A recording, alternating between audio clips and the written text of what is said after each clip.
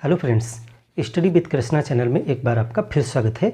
हम एशिया महाद्वीप को पढ़ रहे हैं और उसी क्रम में आज का हमारा जो टॉपिक है वो है दक्षिण पश्चिम एशिया, साउथ वेस्ट एशिया। इसको एक नाम और देते हैं मिडिल ईस्ट। मिडिल ईस्ट अगर हम भारत के संदर्भ से बात करेंगे तो एशिया का मैप आप एटलस में ओपन कर लीजिए ताकि इन सब चीज़ों को आप आसानी से समझ सकें। एटलस में इस तरह से आपको जो है एक पॉलिटिकल मैप दिया होगा, उसको ओपन कर लें और साथ में फिजिकल मैप भी दिया रहता है एटलस में। तो आप इनको सामने ओपन करके रखें और जो कुछ लिखने वाली चीज़ें हैं उनको आप लिख लें, ड्रा कर लें, बाकी आप इसमें सब कुछ समझेंगे। भारत के संदर्भ में जब हम देखते हैं एशिया को, तो ये जो पार्ट है जितना हमने आपको कलर से बनाया हुआ है ये वेस्ट में पड़ता है, तो इसको हम वेस्ट एशिया कहते हैं। एशिया हमारे लिए वेस्ट में है ये देश। लेकिन अगर हम पूरे गोलार्ध के दृष्टिकोण से देखें तो ग्रीनविच लाइन जो है वो ब्रिटेन से होकर गुजरती है, लंदन से, तो उसके हिसाब से ये ईस्ट है उनके लिए। ये सब कुछ ईस्ट है। इंडिया उनके पूरब में है, ये सारे देश पूरब में हैं। तो पूरब के देशों को उन्होंने 3 भागों में बांटा और ये जो पार्ट है उनके हिसाब से वो उनमें बीच में था, तो उसको मिडिल ईस्ट उन्होंने कहा। यानी इस तरीके से आप मान के चलें कि ये जो ग्रीनविच लाइन है वो यहाँ से ब्रिटेन से गुजर रही, तो इधर को उन्होंने एशिया को 3 भागों में बांटा। तो जो मध्य पार्ट था उसको मिडिल ईस्ट उन्होंने नाम दिया था।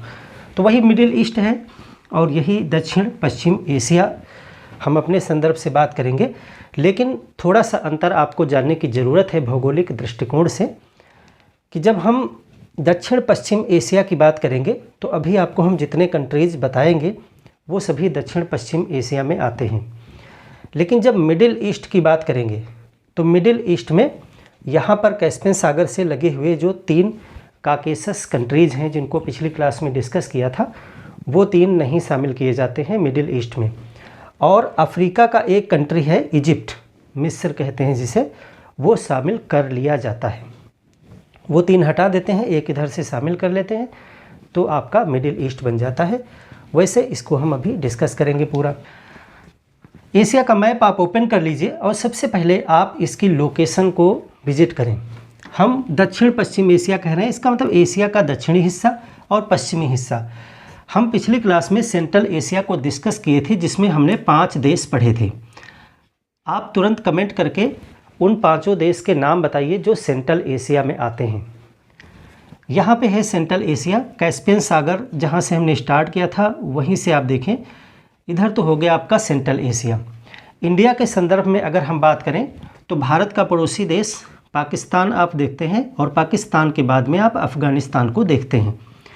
इन दोनों देशों से लगा हुआ देश है ईरान और यहीं से स्टार्ट हो जाता है हमारा दक्षिण पश्चिम एशिया।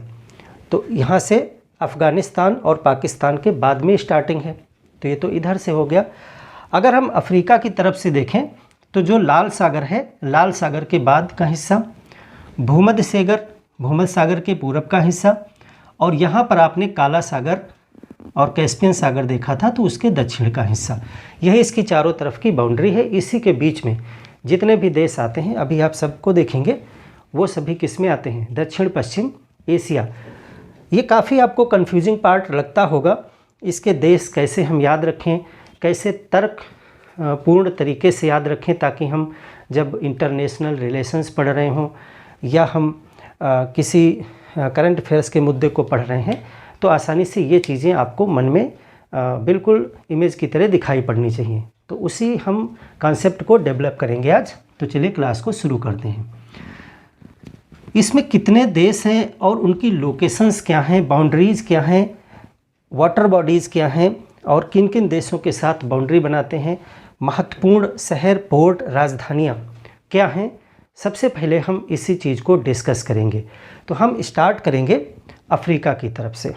सबसे पहला पॉइंट आपको जानना है कि एशिया के साथ में अफ्रीका जुड़ा हुआ है, तो कौन से देश हैं जो जुड़ते हैं एक साथ, ये पहला आपका क्वेश्चन बन जाएगा।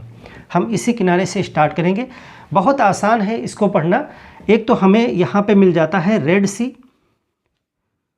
एक तो हमको लाल सागर मिल जाता है, एक हमको यहाँ फारस की खाड़ी मिल जाती है, इधर हमें भूमध्य सागर मिल जाता है, इधर हमें काला सागर और कैस्पियन सागर मिल जाता है। तो बस ये बहुत इजी हो गया, हम इन्हीं वाटर बॉडीज़ के सहारे देशों को याद कर लेंगे और सभी बिल्कुल क्लियर याद हो जाएंगे।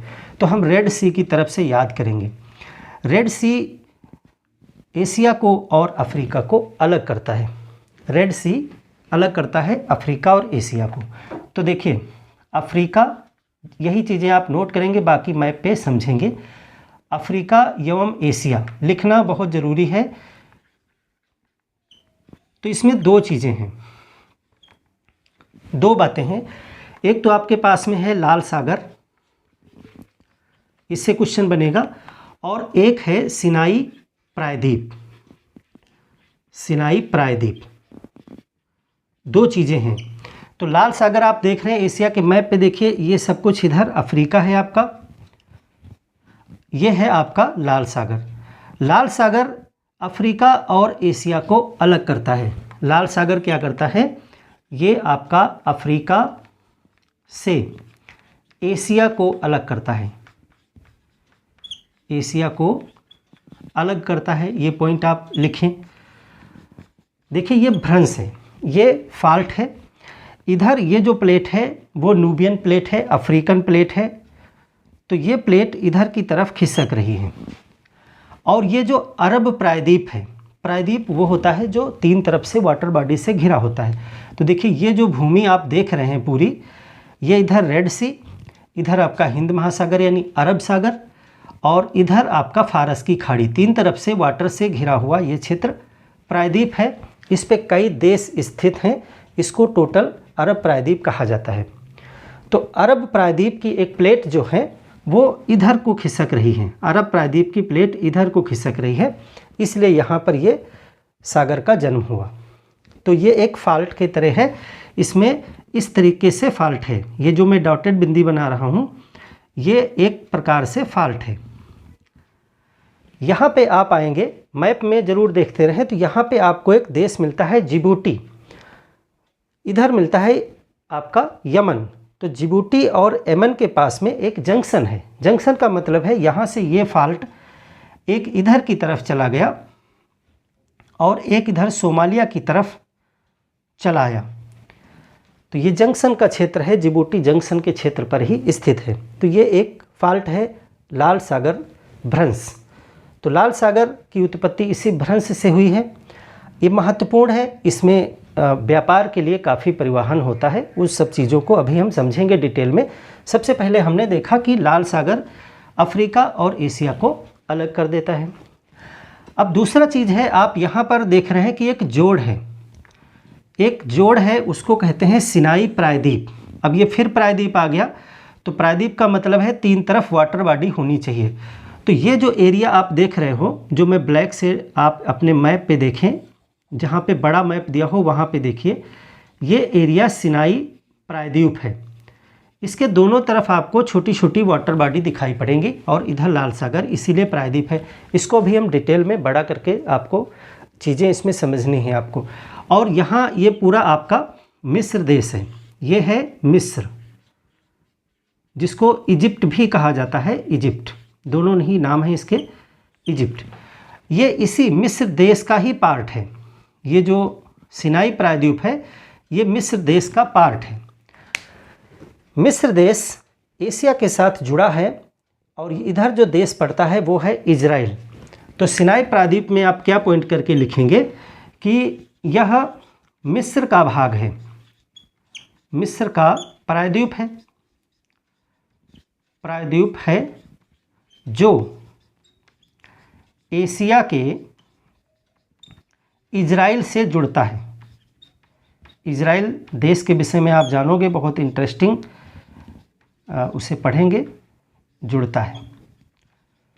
तो यहाँ पे क्वेश्चन बन जाएगा कि एशिया और अफ्रीका के कौन से देश जो हैं वो आपस में बाउंड्री शेयर करते हैं। तो वो है मिस्र और इजराइल, और वो भूभाग क्या कहलाता है, सिनाई प्रायद्वीप।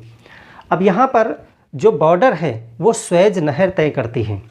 तो स्वेज नहर के इधर का पार्ट जो सिनाई प्रायद्वीप है वो एशिया में आता है, इसीलिए मिस्र भी जो है वो 2 कॉन्टिनेंट में स्थित देश है। जैसे यहाँ पर आपने टर्की को देखा था, रसिया को देखा था, उसी प्रकार से मिस्र भी एशिया और अफ्रीका दोनों में आता है। इसका ये जो प्रायद्वीप है इसे सिनाई प्रायद्वीप कहा जाता है। तो इसको ज़रा एक डिटेल मैप बनाए, क्योंकि यहाँ से कुछ प्रश्न आते हैं। पहले ये 2 पॉइंट आपने नोट किए। लाल सागर से कौन कौन से देश टच करते हैं और वो किधर किधर के हैं, यानी एशिया के कौन से हैं और अफ्रीका के कौन से हैं, तो उसको ज़रा एक डिटेल मैप बना के आप लिख लीजिए। देखिए लाल सागर ये है, इसी को मैं यहाँ पे जूम करके बना रहा हूँ, आप ऐसे ही बना लें। एक प्रायद्वीप बनाइए इस तरीके से, ये है आपका सिनाई पेनिनसुला, और इसके दोनों तरफ आप 2 खाड़ियाँ बनाइए, और फिर ये आपका इस तरीके से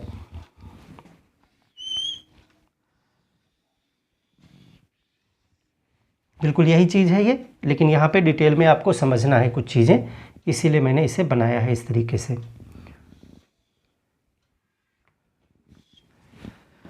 ये है आपका लाल सागर, अलग से कुछ नहीं लिखना है, इसी में सब चीज़ें आप लिख लेंगे और आपको याद हो जाएगा। लाल सागर ये है आपका प्रायद्वीप जो है सिनाई, सिनाई। लाल सागर से इधर जो अफ्रीका के देश हैं उसमें सबसे पहला आपका कंट्री है इजिप्ट। इजिप्ट को आप देखें मैप में।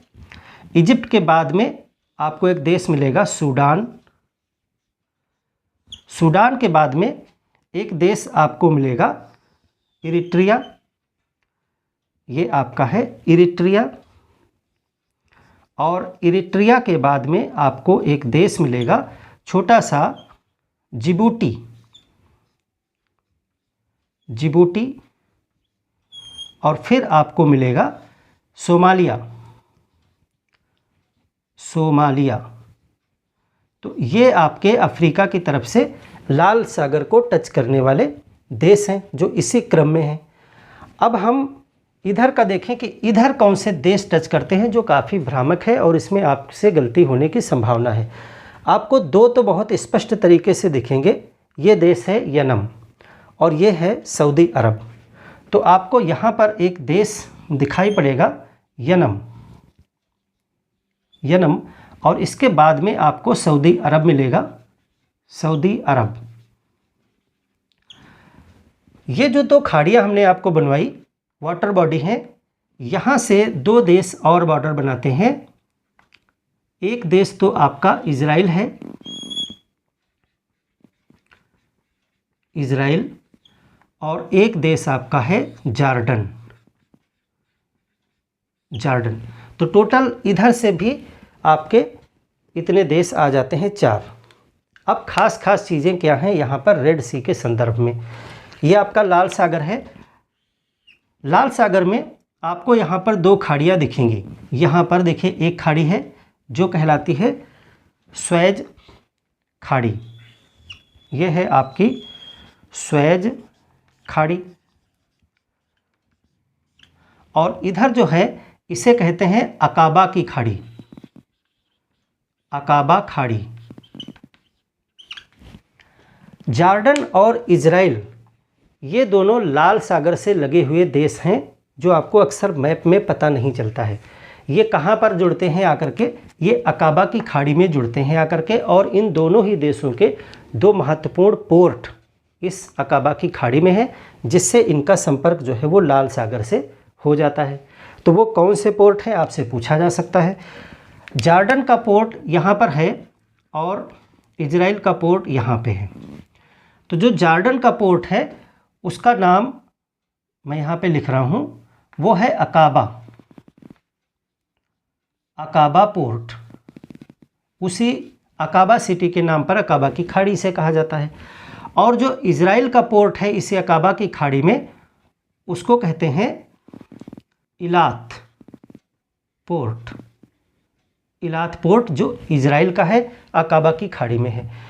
तो कभी क्वेश्चन आ सकता है कि लाल सागर से कौन सा देश सीमा नहीं बनाता है, तो उसमें आप हमेशा ध्यान रखेंगे इजराइल और जॉर्डन बनाते हैं, बाकी इधर के कोई और ऑप्शन आपको देगा उनको आप स्किप करेंगे।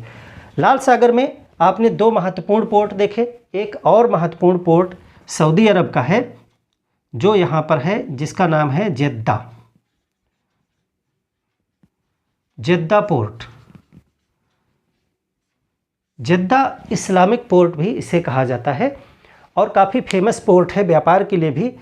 और अक्सर जो पानी के जहाज़ के रास्ते जो हज वगैरह करने आते हैं लोग, वो भी यहाँ जेद्दा पोर्ट उसके लिए भी मशहूर है। इसे जेद्दा इस्लामिक पोर्ट भी कहा जाता है। यहाँ पर इसकी लोकेशन पड़ेगी जेद्दा की, ये आपका जेद्दा पोर्ट होगा। तो सऊदी अरब की आपको लोकेशन यहाँ पे जेद्दा पोर्ट आप देख रहे हैं। तो हमने आपको दो स्थान यहाँ पे जानने हैं, धार्मिक स्थान है। एक तो यहाँ पर है, यहाँ पे, और एक यहाँ पे। आपको पता है कि कर्क रेखा जो है वो सऊदी अरब से होकर के गुजरती है। कर्क रेखा के ऊपर और नीचे दो स्थल हैं जो इस्लाम धर्म के लिए काफ़ी महत्वपूर्ण है, मक्का और मदीना। तो मक्का और मदीना यहीं पर है और रियाद इसकी राजधानी आपको यहाँ पर दिखाई पड़ेगी। आप मैप में देखिए, आपको इस तरीके से कर्क रेखा गुजरती हुई दिखाई पड़ेगी मक्का और मदीना के बीच से होते हुए, और ये संयुक्त अरब अमीरात, फिर ओमान होते हुए फिर भारत में जो है ये गुजरात से प्रवेश कर जाएगी। ये कर्क रेखा है। तो रियाद आपका यहाँ पे पड़ेगा, ये आपका है रियाद। रियाद जो है वो सऊदी अरब की राजधानी है और ये आपका हो गया मक्का और मदीना, और ये है जेद्दा पोर्ट। जेद्दा पोर्ट के विषय में आपने जाना। अब देखिए यहाँ पर आप एक चीज़ और गौर करेंगे कि यहाँ पर काफ़ी सकरा है ये लाल सागर। इधर जो आपको दिखाई पड़ रहा है देश, ये है यमन, ये देश है यमन, और ये है ओमान। ये जो यमन है, यमन में एक यहाँ पे एक स्थान है जिसको कहते हैं अदन, और उसी स्थान के नाम पर यमन के पास में जो सागर है, जो खाड़ी है, उसको जो है अदन की खाड़ी कहा जाता है। ये है आपकी अदन की खाड़ी। देखिए अदन की खाड़ी है ये। यहीं पे एक अदन नाम का पोर्ट है, उसी के नाम पे अदन की खाड़ी है यहाँ पे। इधर रेड सी है। तो अदन की खाड़ी और रेड सी के बीच में ये जो पतला एक सकरा रास्ता है, ये है जल संधि। जल संधि दो बड़ी वाटर बॉडी को जोड़ती है, और ये जल संधि जो है वो क्या कहलाती है, बहुत इम्पॉर्टेंट है। ये जल संधि का नाम है बाब अल मंदाब। बाब अल मंदाब जल संधि।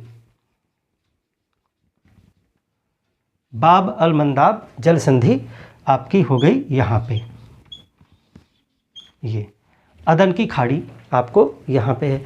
तो अगर बाब अल मंदाब के विषय में आपसे पूछा जाता है तो बाब अल मंदाब लाल सागर में एक जल की संधि है जो लाल सागर को अदन की खाड़ी से जोड़ती है, और अदन की खाड़ी आगे जाके अरब सागर में जुड़ती है जो हिंद महासागर का पार्ट है। यहाँ पर जो ये स्वेज की खाड़ी आप देख रहे थे, यहाँ पे है स्वेज नहर। स्वेज नहर जो है लाल सागर से आप स्वेज की खाड़ी में आए, फिर आपका मिस्र देश है, तो ये जो भूभाग है इसको काट करके नहर बनाई गई है इस तरीके से। ये कहलाती है स्वेज नहर। ये है स्वेज नहर। स्वेज नहर के विषय में हम डिटेल में बात कर चुके हैं अफ्रीका के, जब हम मिस्र देश को पढ़ रहे थे तो अफ्रीका वाले चैप्टर में आप देखिएगा मैपिंग में स्वेज नहर को डिटेल में पढ़ा हुआ है। जो लोग पढ़ चुके हैं वो कमेंट करके बताएं कि स्वेज नहर कुछ झीलों से होकर के गुजरती है। कुछ लेक्स हैं स्वेज नहर पे, यहाँ पे कुछ लेक्स हैं। उन लेकों का यानी उन झीलों का उत्तर से दक्षिण क्रम क्या है, ये पूछा जा सकता है आपसे। उत्तर से दक्षिण उन झीलों का क्रम आप कमेंट करके बताएं जो स्वेज नहर पे पड़ती हैं। स्वेज नहर में दो बंदरगाह भी आपको याद रखने होते हैं, हम आपको सब डिटेल में बता चुके हैं। इधर भूमध्य सागर में जो आपका बंदरगाह पड़ता है उसे कहते हैं पोर्ट सईद। Port Said. और यहाँ स्वेज की खाड़ी में यहाँ पर जो बंदरगाह पड़ता है उसे कहते हैं Suez port. Suez port. Port Said से लेकर के स्वेज पोर्ट तक ये स्वेज नहर है। स्वेज नहर 1800 1859 में बनाना शुरू किया गया इसे, और 1869 में इसे ओपन किया गया था ट्रांसपोर्ट के लिए। बहुत इम्पॉर्टेंट है। आपको पता है कि देखिए ये फारस की खाड़ी के देश जो हैं वो यहाँ से तेल प्रोड्यूस होता है, तो यहाँ पर ये सब तेल के लिए जाने जाते हैं क्षेत्र पूरे, सऊदी अरब वगैरह, ईरान, इराक, ये कुवैत, सब कुछ। और ये व्यापार के लिए तेल है और अन्य सब चीज़ों के व्यापार का यूरोप की तरफ जो रास्ता जुड़ता है वो स्वेज नहर से होकर के ही जुड़ता है। तो ये बाब अल मंदाब जो जल संधि है वो एक चोक पॉइंट है, यानी कि अगर यहाँ पर ये सकरा रास्ता किसी विवाद के क्षेत्र में आ जाए, यहाँ पे इसे रोक दिया जाए, तो ये बहुत फ़र्क डालेगा तेल की कीमतों पर, वस्तुओं की कीमतों पर, क्योंकि हिंद महासागर की तरफ से जो व्यापार के लिए मार्ग हैं वो बाब अल मंदाब जल संधि से होकर के ही गुजरता है, और ये फिर आगे लाल सागर, और लाल सागर से स्वेज नहर होते हुए हम भूमध्य सागर में प्रवेश हो जाते हैं। फिर हम यूरोप के कंट्रीज़ में जा सकते हैं आसानी से शिप ले करके। तो यहाँ से जो ऑयल प्रोड्यूस होता है वो भी जो है इधर घूम करके और इसमें होकर के जाता है यूरोप भूमध्य सागर की तरफ। बहुत से ट्रांसपोर्ट इधर से होता है। तो ये फारस की खाड़ी और लाल सागर का क्षेत्र जो है बहुत ही संवेदनशील क्षेत्र माना जाता है। इसीलिए जो अदन की खाड़ी है, ये जो देख रहे हैं आप मैप पे देखें, अदन की खाड़ी आपको यहाँ पर लिखा मिलेगा। अदन की खाड़ी में पायरेसी बहुत होती है, यानी समुद्री डकैती बहुत होती है। यहाँ पे हिंद महासागर से लगा हुआ क्षेत्र है ये अदन की खाड़ी। अदन की खाड़ी में ये समुद्री डकैती को रोकने के लिए काफ़ी प्रयास भी किए जा रहे हैं, और उसमें भारत भी भागीदार है। यहाँ पर जो देश आप देखते हैं वो देश आप देखते हैं जिबूती, यहाँ पे देखते हैं सोमालिया, इरिट्रिया, यहाँ से आप जो है वो यमन को देखते हैं, ये एनम नहीं है, यमन है, यमन को देखते हैं। तो ये सब मिल करके यहाँ पर समुद्री डकैती को जो है वो रोकने का प्रयास करते हैं। तो ये मैप आपने बना लिया है और इसकी उपयोगिता को भी आप समझ गए हैं। कौन कौन से देश पड़ेंगे ये आपको याद रखना है, कौन से इम्पोर्टेंट पोर्ट इधर एशिया की तरफ से पड़ेंगे और कौन कौन से देश पड़ेंगे। साथ में आपको बाब अल मंदाब जल संधि के विषय में, अदन की खाड़ी के विषय में भी याद रखना है। अदन की खाड़ी के विषय में आप एक पॉइंट नोट कर लीजिए इस चीज़ को, क्योंकि ये सुर्खियों में भी रहता है। अक्सर यहाँ पर जो जहाज़ हैं, जो व्यापारिक जहाज़ हैं, जो तेल या अन्य सामान लेकर के जा रहे होते हैं, उनको समुद्री जो डकैत हैं वो लूट लेते हैं। तो अदन की खाड़ी आप देखें, गल्फ ऑफ अदन, अदन की खाड़ी की लोकेशन आप समझ गए। लाल सागर से बाब अल मंदाब जल संधि को पार करेंगे तो अदन की खाड़ी में आप पहुंचेंगे। इधर से अरब सागर से अदन की खाड़ी में आप आएंगे। अदन की खाड़ी में जो है समुद्री डकैती यानी पायरेसी, तो समुद्री डकैती को रोकने के लिए यहाँ पर एक कार्य किया गया है जिसमें भारत भी है। रोकने के लिए जो है यहाँ पे जिबूती देश पड़ता है, तो जिबूती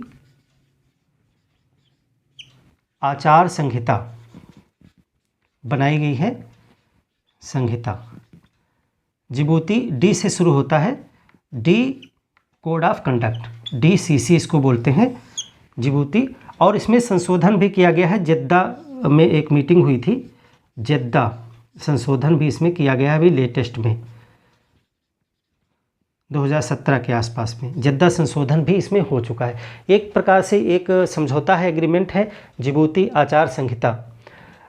इसमें बाद में संशोधन भी कुछ किए गए हैं इसकी नियमावली में, जिसको यहाँ पे हमने पोर्ट बताया, जेद्दा पोर्ट है। तो जेद्दा में हुई थी बैठक, तो जेद्दा संशोधन उसे कहा जाता है, सऊदी अरब में हुई थी।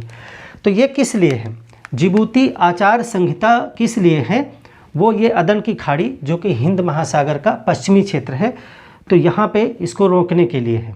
ये जो है पश्चिमी हिंद महासागर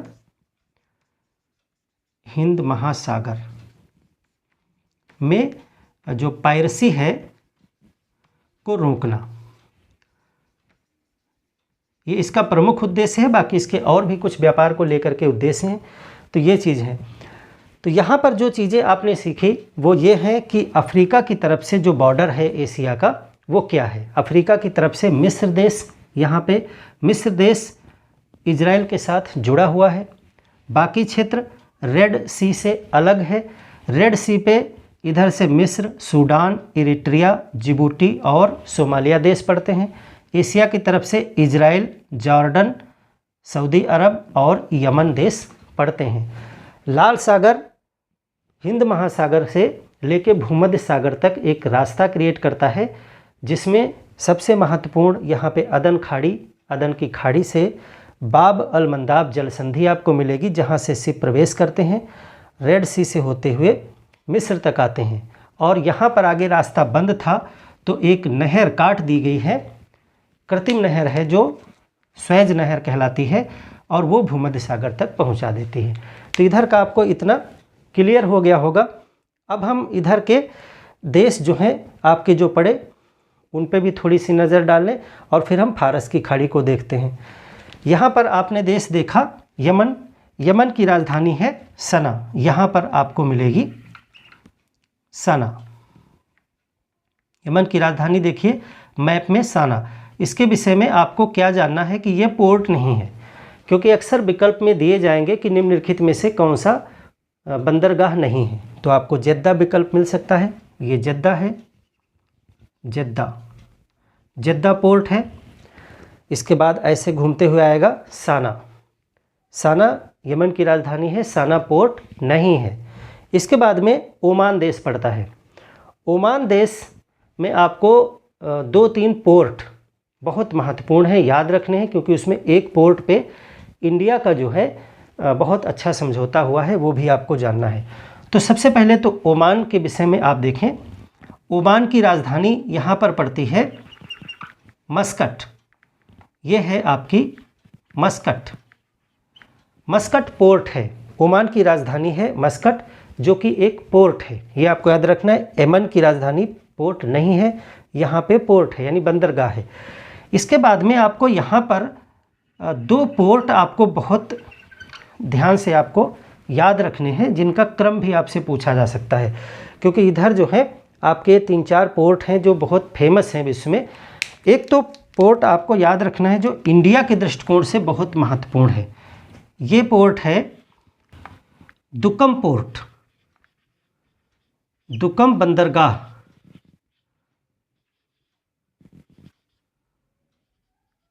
दुक्कम पोर्ट, दुक्कम पोर्ट जो है वो भारत और ओमान के बीच में एक समझौता हुआ है, जिससे ओमान ने ये पोर्ट भारत को यूज करने के लिए दिया है कि आप यहाँ पर सैन्य और सैन्य रसद यानी लॉजिस्टिक एक्टिविटीज़ कर सकते हैं, आर्मी एक्टिविटीज़ कर सकते हैं। तो यहाँ पर आपको पता है कि इंडिया का मुंबई है, मुंबई से आप आसानी से अगर फ़्लाइट से या शिप से आते हैं तो आप यहाँ पर दुक्कम पोर्ट को एक्सेस कर सकते हैं बहुत आसान तरीके से। एक हमने आपको पिछली क्लास में एक और बंदरगाह बताया था जो यहाँ पर ईरान में था। ये हमारा देश है ईरान, ईरान। ईरान का पोर्ट एक यहाँ पर बहुत महत्वपूर्ण है, जिसको कहते हैं चाबहार, ये है चाबहार। ये मुंबई से इस तरीके से कनेक्ट हो जाएगा, चाबहार। देखिए हिंद महासागर में चीन की सैन्य ताकत बढ़ रही है। आप मैप में देखें, चीन जो है वो हिंद महासागर में बाउंड्री तो नहीं बनाता है, लेकिन फिर भी वो विभिन्न देशों के साथ समझौते करके पोर्ट पे, चाहे आप श्रीलंका को देखें, चाहे आप बांग्लादेश को देखें, म्यांमार को देखें और इधर पाकिस्तान को देखें, इन सब देशों में जा करके, मालदीव वगैरह में आप देखें, वो अपना कब्जा जमाने की कोशिश कर रहा है, यानी वहाँ पे अपने सैन्य ताकत को मजबूत करने की कोशिश कर रहा है। तो इंडिया भी अपना प्रयास जारी करे हुए है। तो उसमें देखें ओमान के साथ में अभी जल्दी ही समझौता हुआ और दुक्कम पोर्ट जो है, दुक्कम पोर्ट को लिया गया है सैन्य यूज के लिए। ओमान ने कहा कि आप इसको सैन्य कार्रवाई के लिए और लॉजिस्टिक यानी इसमें आप सैन्य एक्टिविटी भी कर सकते हैं और सैन्य रसद यानी सैनिकों को खाना पानी पहुंचाना, उनको सामग्री पहुंचाने के लिए इस पोर्ट का इस्तेमाल आप आसानी से कर सकते हैं। और मुंबई से ये ज़्यादा दूर भी नहीं है, आपको ये अरब सागर ही पार करना होता है। इधर मुंबई से और गुजरात के पोर्ट से आप चाबहार को भी एक्सेस करेंगे। चाबहार में भी ईरान के साथ हमारा समझौता हुआ है। तो ये दो पोर्ट दोनों ही बहुत ही महत्वपूर्ण जगह पर हैं। आप इसकी लोकेशन को देखें कि ये किस तरीके से भारत के लिए बहुत ही इम्पॉर्टेंट रोल प्ले कर सकते हैं चाइना को काउंटर करने के लिए। क्योंकि आपको हमने पीछे क्लास में बताया था, मैं फिर से बता देता हूं, क्योंकि यही चीज़ें आपको ध्यान में रखनी है। यहाँ पे पाकिस्तान में एक पोर्ट है ग्वादर पोर्ट, ग्वादर, जो चाबहार से निकट ही है, पाकिस्तान में है। पाकिस्तान का जो ये बलूचिस्तान एरिया है जहाँ पे बलूच रहते हैं, और ये इधर ईरान में भी वही सब पाए जाते हैं। तो ये एरिया जो है यहीं पे ग्वादर है। और चाइना ने यहाँ से अपने चीन से ले करके एक सड़क जो है वो ग्वादर तक बना रहा है वो, ताकि एक्सेस कर सके ग्वादर पोर्ट। अब वो ग्वादर पोर्ट पे क्यों आना चाहता है? क्योंकि ये जो क्षेत्र हमने बताया, ये आप मैप पे देखें, जो ईरान है, ये आपका इराक है, और ये आपका सऊदी अरब है, सऊदी अरब। बाकी हम इन देशों को अभी आपको बताएंगे सब। ये सब ऑयल के प्रोड्यूसर्स हैं, सब तेल यहाँ पर होता है। ईरान में, इराक में सऊदी अरब है, यहाँ पे कुवैत है, बहरीन है, कतर है, संयुक्त अरब अमीरात हैं। इन सब देशों में तेल जो है वो भंडार है, तेल यहाँ पे प्रोड्यूस होता है, और वो तेल इसी फारस की खाड़ी से सप्लाई होता है। यहाँ पे एक हरमुज की जल संधि भी डिस्कस करेंगे। तो यहाँ पर आप देखिए, चाबहार में अगर आप बैठें तो आपके लिए कितना आसान हो जाएगा। या आप यहाँ पर एक्सेस कर रहे हैं दुक्कम पोर्ट को, तो ये एरिया में आपकी उपस्थिति मजबूत बनाता है। ग्वादर बंदरगाह भी यहीं निकट में है, और चीन इधर से जो तेल है वो ग्वादर बंदरगाह पे ला करके वो सीधे चाइना पहुँचाना चाहता है। आप एशिया के मैप पे देखें कि अगर ग्वादर बंदरगाह चीन को नहीं मिलता है, तो चीन के पास में यहाँ से तेल पहुँचाने का रास्ता कहाँ से है?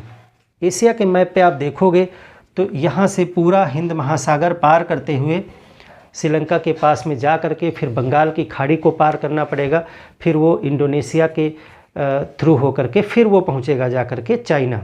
आप मैप पे देखिए कि चीन तक जाने का कोई और रास्ता नहीं है, लेकिन ये जो ग्वादर बंदरगाह से एक्सेस वो करेगा तो सीधे से इधर रिसोर्सेज भी वो चाइना आसानी से ले जा सकता है, और कभी आवश्यकता पड़ने पर अपनी सैनिक कार्रवाई भी इस पोर्ट से वो संचालित कर सकता है। लेकिन इसमें बहुत विवाद का मसला है कि ये यहाँ पीओके क्षेत्र से निकलता है, जो कि इंडिया का है, और बिना इंडिया के परमिशन ये कार्य जो है किया गया। तो इतनी सिचुएशन को आप समझ गए, दुक्कम पोर्ट। और यहाँ पर एक और पोर्ट का नाम आप याद रखिएगा, क्योंकि आपको क्रम दिया जा सकता है कि इधर से उत्तर से दक्षिण क्रम क्या है। तो एक पोर्ट और है सलालाह पोर्ट। यहाँ पे अदन पोर्ट है, ये नाम लिख लीजिएगा, अदन। तो आपको क्रम दिया जाएगा मस्कट के बाद में दुक्कम के बाद में सलालाह, और फिर यमन का अदन पोर्ट। तो ये क्रम है इधर का। इसके बाद में इसमें बस आपको इतना ही जानना है इन दो पोर्ट के विषय में। ओमान में मस्कट इसकी राजधानी है। अब हम फारस की खाड़ी को थोड़ा सा एक बड़ा मैप बना के आपको दिखाते हैं कि फारस की खाड़ी के पास में कौन कौन से देश स्थित हैं। सबसे पहले आपने यहाँ पे ईरान देखा। ईरान की राजधानी है तेहरान, यहाँ पे है तेहरान, आपकी ये राजधानी हो गई तेहरान। ये इराक है, इराक की राजधानी आप नोट करें यहाँ पे बगदाद, इराक की राजधानी है बगदाद। ये देश है कुवैत, कुवैत की राजधानी है कुवैत सिटी। ये देश बहरीन है, ये कतर है, ये संयुक्त अरब अमीरात है जिसको हम बोलते हैं यूएई, और ये है आपका ओमान। ये जो टिप हमने बनाई यहाँ पे, ये भी ओमान का पार्ट है, इसी ओमान का ही पार्ट है वो भी। तो चलिए इसको एक डिटेल मैप के आधार पर देखते हैं कि खाड़ी के आसपास कौन से देश स्थित हैं, तभी आप पूरे मैप को समझ पाएंगे। दुक्कम के विषय में नोट कर लीजिएगा, जो पॉइंट हमने आपको बताया है वो इम्पॉर्टेंट है, पूछा जा सकता है आपसे। यहाँ पर जो बारीक चीज़ें हैं वो आप जानें। सबसे पहले आप देखें गल्फ ऑफ पर्सिया, पर्सिया की खाड़ी, पर्सिया की खाड़ी, फारस की खाड़ी, अरब की खाड़ी, या सिर्फ इसे खाड़ी भी कहते हैं और इसे अरब की खाड़ी भी कहते हैं, अरब की खाड़ी, और इसे फारस की खाड़ी भी कहते हैं। कई नाम हैं, सब एक ही खाड़ी के नाम हैं। ये फारस की खाड़ी। देखिए इसको अगर हम मैप पे डिटेल में ड्रा करें, यही हेडिंग डाल लीजिए, मैं इसे मिटा रहा हूँ जगह बनाने के लिए। देखिए ये कुछ इस तरीके से आपको देखने को मिलेगी, इस तरीके से।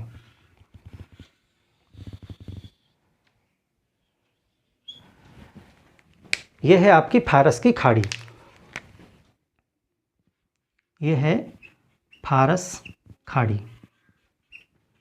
क्या चीज़ें आपको यहाँ पर जाननी है? सबसे पहले आपसे पूछा जा सकता है कि फारस की खाड़ी के साथ कौन कौन से देश बाउंड्री शेयर करते हैं। तो यहाँ पर देखें, इधर से सबसे ज़्यादा जो बाउंड्री शेयर करता है वो आपका है सऊदी अरब। तो यहाँ पे आप मैप को देखें, यहाँ से स्टार्ट होता है तो सबसे ऊपर है इराक। यहाँ पे इस तरीके से आपको छोटा सा बाउंड्री बनाता हुआ आपको इराक दिखाई पड़ेगा। इराक, हो सकता है छोटे मैप में आपको इराक लग रहा हो कि बाउंड्री नहीं बनाता है, लेकिन उसको जूम करके देखिएगा तो ये इराक यहाँ पर बाउंड्री बनाता है। इसके बाद में एक देश है यहाँ पर कुवैत, कुवैत, और फिर सऊदी अरब है। आप मैप में देखें सऊदी अरब, ये आपका सऊदी अरब हो गया। इसके बाद में देखें यहाँ पे एक द्वीपीय देश है, यहाँ पे एक छोटा सा द्वीप है जिसका नाम है बहरीन। यहाँ पे आपको मिलेगा एक द्वीप जिसका नाम है बहरीन, बहरीन। और बहरीन के पास में ही एक छोटा सा देश आपको फिर मिलेगा जिसका नाम है कतर, कतर। और कतर के बाद में एक देश इस तरह से आपको मिलेगा जिसको कहते हैं संयुक्त अरब अमीरात, संयुक्त अरब अमीरात। अमीरात क्या है? अमीरात वो क्षेत्र होते हैं जहाँ पे अमीर लोगों का शासन होता है। अमीर एक पद नाम है, जैसे सुल्तान होता है तो सुल्तान की सल्तनत होती है और बादशाह की बादशाहत होती है। इसी तरीके से जो अमीर होते हैं, अमीर का मतलब रिच पर्सन से नहीं, अमीर एक पदनाम है तो उनकी अमीरात होती है। तो उसी से बना है अमीरात। इसमें कई स्टेट हुआ करते थे पहले, सल्तनत, उस सब को मिला के संयुक्त रूप से संयुक्त अरब अमीरात, इसको आप UAE, यूनाइटेड अरब एमिरेट्स कहते हैं। तो वो आपको मिलेगा।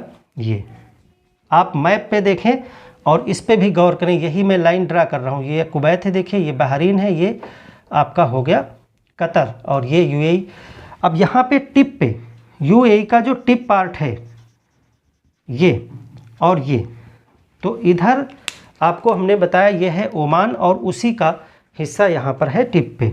ये पार्ट और ये पार्ट, ये दोनों ही क्या हैं? ये है ओमान, ओमान। अब यहाँ पर इधर जो देखेंगे, इधर आपका पूरा ईरान है। ईरान एक तरफ से फारस की खाड़ी में पूरी बाउंड्री ईरान शेयर करता है इधर से। ये जो टिप है जहाँ पे आप संयुक्त अरब अमीरात देखते हैं, यहाँ पे चोक पॉइंट है, यानी पतला सकरा रास्ता है। फारस की खाड़ी का ये सबसे सकरा भाग है और ये एक जलसंधि है जिसको कहते हैं हरमुज की जलसंधि। ये यहाँ पर क्या है?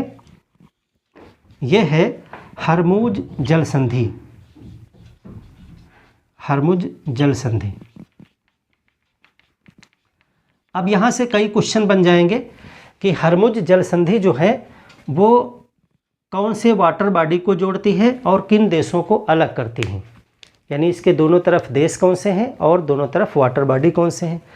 तो आप एक तरफ देख रहे हैं फारस की खाड़ी है, फारस की खाड़ी, और ये देश है ओमान। तो इधर आपकी जो है वो है ओमान की खाड़ी, ओमान की खाड़ी। जैसे ये अदन की खाड़ी है वैसे ये आपकी यहाँ पर ओमान की खाड़ी है। ये ओमान, ओमान खाड़ी, ये, और ये फारस की खाड़ी। तो आपसे क्वेश्चन बनता है कि हरमुज की जलसंधि किन दो वाटर बॉडी को जोड़ती है? तो एक तरफ फारस की खाड़ी और एक तरफ ओमान की खाड़ी, इनको जोड़ती है। किन देशों के बीच में है? तो आप इधर तो देख रहे हो ईरान है, इधर टोटल ईरान है, तो ये ईरान का पॉइंट हो गया। और इधर आप देख रहे हो कि कुछ पार्ट ये ओमान के पास में पड़ेगा, क्योंकि ये टिप पे ओमान है, और बाकी यूएई का पार्ट पड़ेगा। तो इधर से आपका संयुक्त अरब अमीरात भी है और ओमान भी है, दोनों हैं, और इधर से ईरान है। तो ये चीज़ें हैं। अब यहाँ पे इनकी राजधानियाँ भी आप नोट डाउन कर लें साथ में। यहाँ तक ओमान तक हमने मस्कट देख लिया था। यूएई की जो राजधानी है वो यहाँ पे पोर्ट है, वो यहाँ पे है पोर्ट है फारस की खाड़ी में। तो फारस की खाड़ी में पोर्ट है, इसका नाम है आपका, जो संयुक्त अरब अमीरात की राजधानी आप देखोगे वो है आबू धाबी। इसको आप नोट डाउन करें, ये है आबू धाबी। संयुक्त अरब अमीरात की राजधानी है आबू धाबी और ये पोर्ट है। देखिए पोर्ट पे फोकस रखिएगा, क्योंकि बहुत से क्वेश्चन बनेंगे। मस्कट देगा, आबू धाबी देगा और सना दे देगा, इस तरह से आपसे पूछेगा कौन सा पोर्ट है, नहीं है, तो आबू धाबी पोर्ट है। ये जो देश आप छोटा सा देख रहे हो जिसको हमने बताया कतर, ये तो कतर की राजधानी है दोहा, कतर की राजधानी है दोहा। और बहरीन, ये जो द्वीपीय देश है, द्वीप है यहीं कतर के पास में फारस की खाड़ी में, तो बहरीन की राजधानी है मनामा, मनामा, बहरीन की राजधानी मनामा। सऊदी अरब की तो हमने आपको रियाद बता दिया। और फिर ये पड़ता है आपका कुवैत, तो कुवैत की राजधानी कुवैत सिटी ही है, वो आपका कुवैत में है, कुवैत सिटी, नोट कर लीजिएगा, कुवैत सिटी। और उसके बाद ये आपका पड़ता है इराक, तो इराक की राजधानी आपकी है बगदाद, बगदाद यहाँ पे पड़ेगी आपकी बगदाद, जो पोर्ट नहीं है। क्या इराक जो है वो फारस की खाड़ी के साथ में बाउंड्री शेयर करता है? बिल्कुल। यहाँ पे बहुत छोटा सा आपको एरिया बॉर्डर मिलेगा यहीं कुवैत के पड़ोस में, और यहाँ पे इराक के पोर्ट भी हैं। तो इराक के एक पोर्ट का नाम लिख लीजिए, यहाँ पे इराक का एक पोर्ट है, इराक का पोर्ट है ये, इराक का पोर्ट। उस पोर्ट का नाम है कासर, कासर, कासर इराक का पोर्ट है। ईरान का एक बहुत महत्वपूर्ण पोर्ट आपने चाबहार देखा, जो ओमान की खाड़ी में है। फारस की खाड़ी में यहाँ जहाँ हरमुज की जलसंधि है, बिल्कुल पड़ोस में एक बहुत ही इम्पॉर्टेंट पोर्ट है जो ईरान का है, और ये बहुत इम्पॉर्टेंट है क्योंकि ये हरमुज की जलसंधि के पास में पड़ता है बिल्कुल। तो इस पोर्ट का नाम है बंदर अब्बास, बंदर अब्बास, बंदर अब्बास, ये यहाँ पे पड़ेगा। हरमुज की जलसंधि के पास में एक पोर्ट है बंदर अब्बास, ये पोर्ट है। ये किसका है? ईरान का पोर्ट है बंदर अब्बास। तो ये इस तरह से आप एक ड्रा कर लीजिए, बड़ा फुल पेज पे बनाइए, बढ़िया सा साफ साफ सब कुछ लिखिए इनके विषय में जो भी पॉइंट आप जानते हैं। हरमुज की जलसंधि पे आते हैं हम। हरमुज की जलसंधि जो है एक चोक पॉइंट है, अक्सर विवाद के घेरे में रहती है, क्योंकि आप देखो यहाँ पर थोड़ा सा आपको गौर करें, ये जो सऊदी अरब है और इधर जो ईरान है, ये दो सबसे बड़े देश हैं जो फारस की खाड़ी को बॉर्डर शेयर करते हैं। दोनों ही तेल के प्रोड्यूसर हैं। सऊदी अरब का जो तेल है वो भी इसी क्षेत्र में पाया जाता है। ये जो एरिया है यही क्षेत्र में इसका भी तेल है, इधर इसका भी तेल है, यानी फारस की खाड़ी के आसपास ही तेल के भंडार हैं ज़्यादातर। तो जो तेल है वो फारस की खाड़ी से ही होकर निकलता है। तो ऐसे में ये जो हरमुज की जलसंधि है वो एक इम्पॉर्टेंट रोल प्ले करती है। इसको अगर रोक दिया जाए तो तेल आगे नहीं जा पाएगा और तेल की कीमतों में फ़र्क पड़ेगा, क्योंकि ट्रांसपोर्ट पे फ़र्क पड़ेगा। सऊदी अरब जो है एक इस्लामिक कंट्री है, ईरान भी एक इस्लामिक कंट्री है, लेकिन इनके सेक्ट अलग अलग हैं। सऊदी अरब जो है वो एक सुन्नी डोमिनेंट कंट्री है, यहाँ पे सुन्नी मुसलमान अधिकता में है, उनका प्रभाव है। जो ईरान है वो शिया मुसलमान यहाँ पे प्रभाव रखते हैं। तो इनमें उस सेक्ट को लेकर के भी विवाद हैं और बाकी कंपटीशन तो है ही।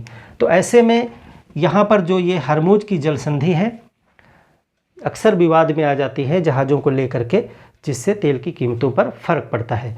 ऑलमोस्ट 20 से लेके 25% जो विश्व का तेल है वो हरमुज की जल संधि से होकर के गुजरता है। आप सोच के देखिए कितना बड़ा ये एक मामला हो सकता है अगर इस चीज़ को बंद कर दिया जाए यहाँ से। ऐसे में ईरान के पास में कुछ प्लस पॉइंट आ जाते हैं।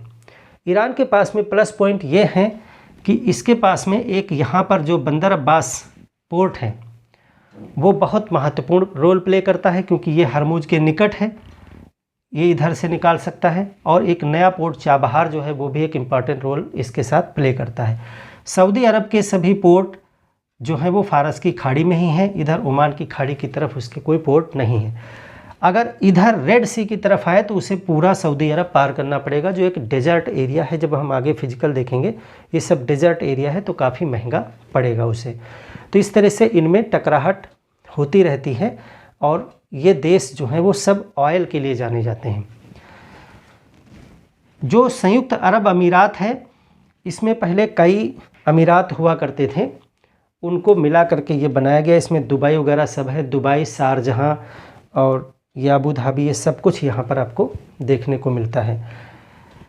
कतर भी ऑयल प्रोड्यूसिंग है। बहरीन जो है यहाँ पर एक छोटा सा फारस की खाड़ी में आप द्वीप देख रहे हैं, यही है बहरीन वैसे तो द्वीप है लेकिन इसको जो है सऊदी अरब की तरफ से जोड़ा गया है एक पुल बना करके, और सऊदी अरब का काफ़ी प्रभाव जो है वो इस पे रहता है। तो अब कुछ प्रश्न हम आपसे डिस्कस करेंगे इसके विषय में। आप फारस की खाड़ी को और रेड सी को समझ गए होंगे आशा है।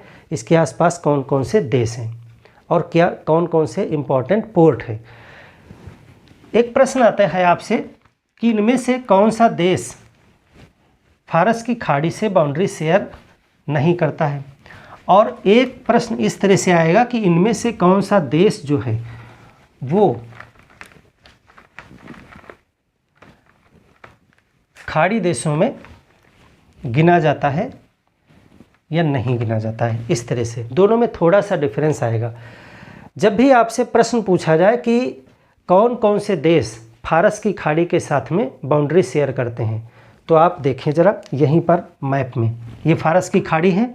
फारस की खाड़ी के साथ में यहाँ से शुरू करें तो आपका ओमान पड़ता है। देखिए ओमान यहाँ भी है, तो पहला ओमान हो गया, संयुक्त अरब अमीरात हो गया, इसके बाद में ये जो है वो आपका हो गया कतर के बाद में आप बहरीन देख रहे हैं, बहरीन के बाद में ये सऊदी अरब है पूरा, फिर कुवैत देखेंगे, फिर इराक देखेंगे और इस इधर से पूरा ईरान आप देखेंगे। तो खाड़ी को बाउंड्री शेयर करने वाले देश हेडिंग डाल करके आप पूरी लिस्टिंग कर लीजिए और उसको क्रम से लिखिएगा, क्लॉकवाइज या एंटी क्लॉकवाइज। इधर से आप अगर लिखना शुरू करिएगा तो आप लिखिएगा ईरान, इराक, कुवैत, सऊदी अरब, बहरीन, कतर, संयुक्त अरब अमीरात, ओमान, इतने देश जो हैं वो फारस की खाड़ी के साथ में बॉर्डर शेयर करते हैं। एक पॉइंट ये हो गया। अब दूसरा जो इम्पोर्टेंट पॉइंट है वो है खाड़ी सहयोग परिषद। खाड़ी सहयोग परिषद, जब इस परिषद की बात आती है और जब खाड़ी देश करके संबोधित किया जाता है ऑयल के संदर्भ में, तो जो परिषद में देश हैं उनकी बात की जा रही होती है। वैसे तो खाड़ी से बॉर्डर बनाने में सभी देश हैं यहाँ पे।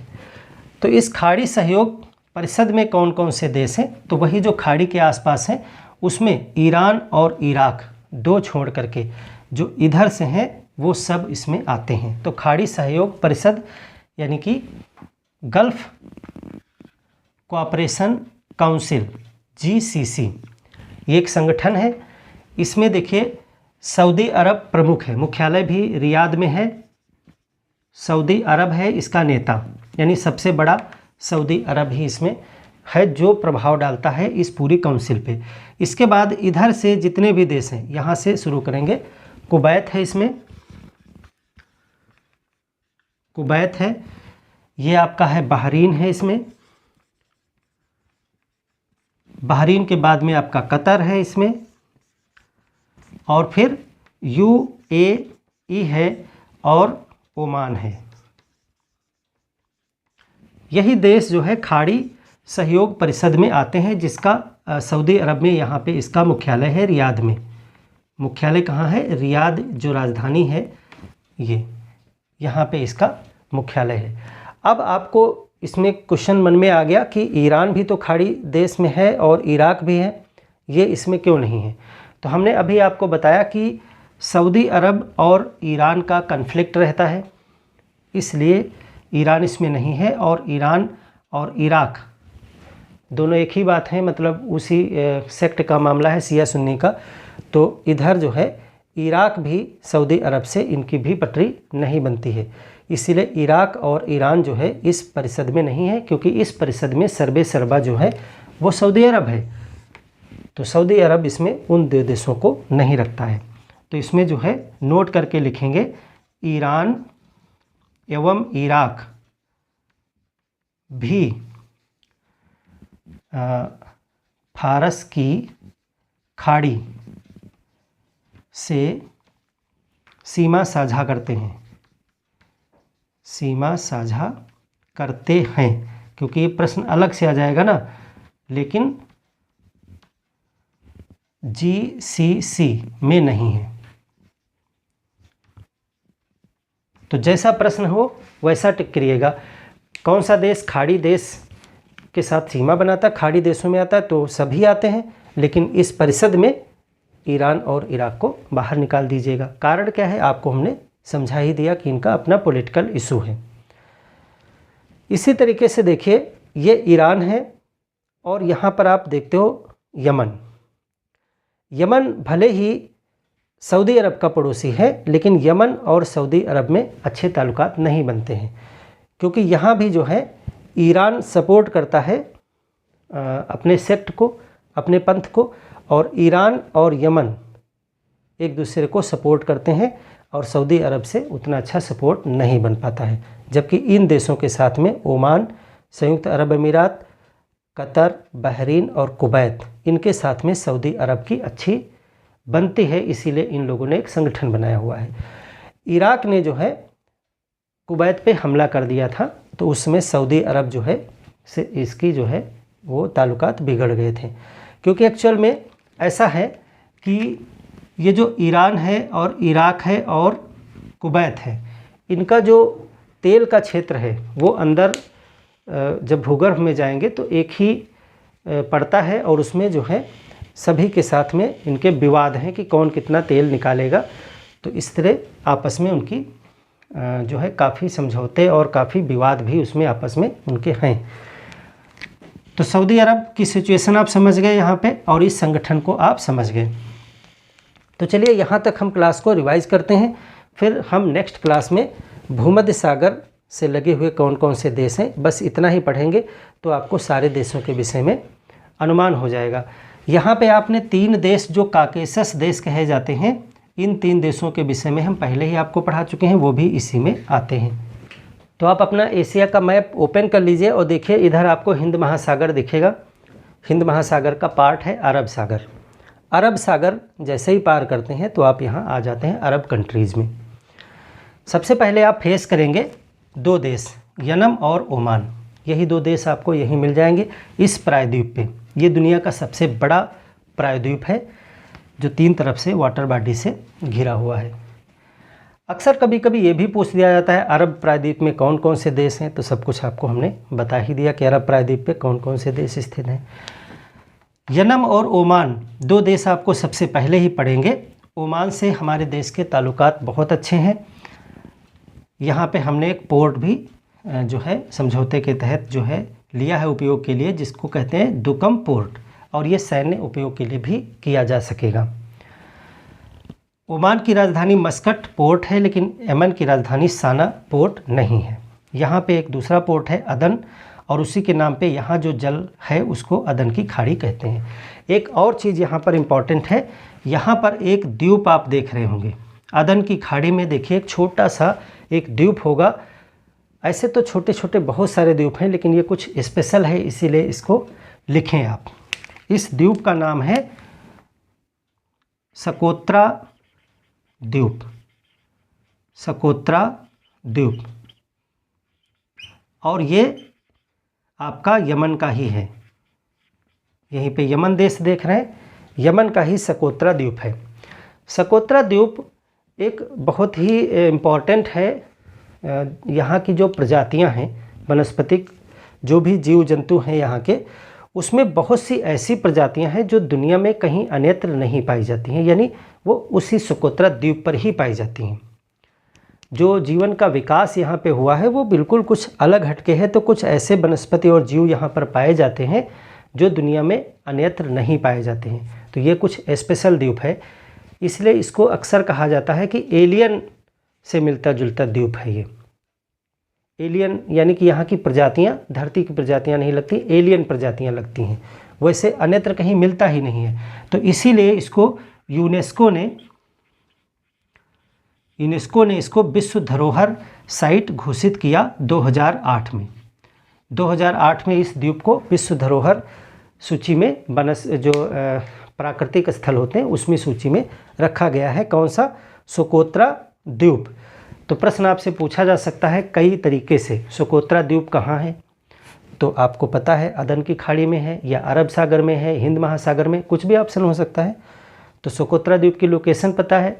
पॉलिटिकल रूप से किस देश का पार्ट है? तो ये यमन का पार्ट है, और यूनेस्को ने इसको जो है वर्ल्ड हेरिटेज में रखा हुआ है 2008 से प्राकृतिक सूची में। क्यों? क्योंकि इस पे जो जीव जातियाँ पाई जाती हैं वो धरती पर और कहीं नहीं पाई जाती हैं ज़्यादातर। तो ये दो देश आपने देखे। तो यहाँ पर दो रास्ते आपको मिलेंगे, एक तो फारस की खाड़ी की तरफ जाता हुआ, एक लाल सागर की तरफ जाता हुआ। फारस की खाड़ी की तरफ जो जाता है वो एक बंद खाड़ी है, यानी आगे रास्ता नहीं है। फारस की खाड़ी जो है उससे लगे हुए जो देश हैं वो तेल के बहुत बड़े उत्पादक हैं। 20 से 25% तेल यहाँ उत्पादित होता है, विश्व भर में सप्लाई होती है इसकी। यहाँ पे जो प्रमुख देश हैं वो आप ईरान, इराक, कुवैत, सऊदी अरब, बहरीन, कतर, संयुक्त अरब अमीरात और ओमान को देखते हैं। ये सब ऑयल प्रोड्यूसिंग में देश आते हैं। जब आप ओमान की खाड़ी से आगे बढ़ते हैं तो सबसे पहले आपको एक पतला जलसंधि मिलता है जिसको हरमुज की जलसंधि कहते हैं, और ये सऊदी अरब और ईरान के कन्फ्लिक्ट की वजह से यहाँ अक्सर विवाद उत्पन्न होते रहते हैं। ईरान के पास में एक बहुत ही इम्पॉर्टेंट बंदरगाह है, बंदर अब्बास पोर्ट जो है इसका, यहाँ पे हरमुज की जलसंधि के निकट में है। चाबहार बंदरगाह ओमान की खाड़ी में जो आप देखते हो, वहाँ पर इंडिया को भी कुछ मिला है स्थान काम करने के लिए। यहाँ से तेल निकलता है जो हिंद महासागर की तरफ और सब कहीं प्रोड्यूस होता है। यहाँ भी आप लाल सागर से भी आप इसे यूरोप तक ले जा सकते हैं। अब आते हैं लाल सागर की तरफ। जैसे इधर ओमान की खाड़ी वैसे इधर अदन की खाड़ी है। अदन की खाड़ी से आप प्रवेश करते हैं तो सबसे पहले आपको एक सकरा रास्ता मिल जाता है जो बाब अल मंदाब जलसंधि कहलाता है। बाब अल मंदाब जलसंधि जो है वो इधर जिबूती देश हमने बताया आपको, इधर यमन है और इरिट्रिया भी है, यहीं पे इनके बीच में पड़ती है। सकरा रास्ता ये भी है। माना जाता है कि कुछ इतिहासकार मानते हैं कि अफ्रीका से एशिया में लोग गए थे, यानी कि वो मानते हैं कि पहले मनुष्य यहीं पर पनपा, फिर वो एशिया की तरफ मूव हुआ। तो मानते हैं कि कभी ये बाब अल मंदाब जलसंधि को पार करके निकल गए होंगे जब ये छिछला रहा होगा। बाब अल मंदाब, इसका मतलब ये भी होता है कि बहुत सी दुर्घटनाएं यहाँ पे हुई हैं। अक्सर लोग यहाँ मर जाया करते थे प्राचीन काल में। जब इस जलसंधि तक पहुँचते थे तो अक्सर बीमार हो जाते थे, मांदे हो जाते थे, तो इसीलिए इसका नाम बाब अल मंदाब पड़ गया था। इससे रेड सागर में आप आ जाएंगे, और रेड सागर से यहाँ पे कौन कौन से देश जुड़े हुए हैं वो इम्पॉर्टेंट है। जैसे इधर आपने देखा था वैसे यहाँ भी आपको पता होना चाहिए। यमन, सऊदी अरब, उसके बाद में जॉर्डन और इजराइल, इनके विषय में हम अलग क्लास करेंगे पूरा, इधर के बाद में देखेंगे। जॉर्डन और इजराइल यहाँ पे अकाबा खाड़ी है, वहाँ से जुड़े हुए हैं। इधर सुएज नहर के विषय में हमने आपको बताया। तो इतना आप तैयार करिएगा। इसका पॉलिटिकल जो मैप है वो आप इस तरीके से समझने की कोशिश करिएगा, क्या इसका महत्वपूर्ण इसका महत्व क्या है और क्या क्या चीज़ें यहाँ पर आपको जाननी है। अगली क्लास में हम क्या देखने वाले हैं उसको आप समझ लें।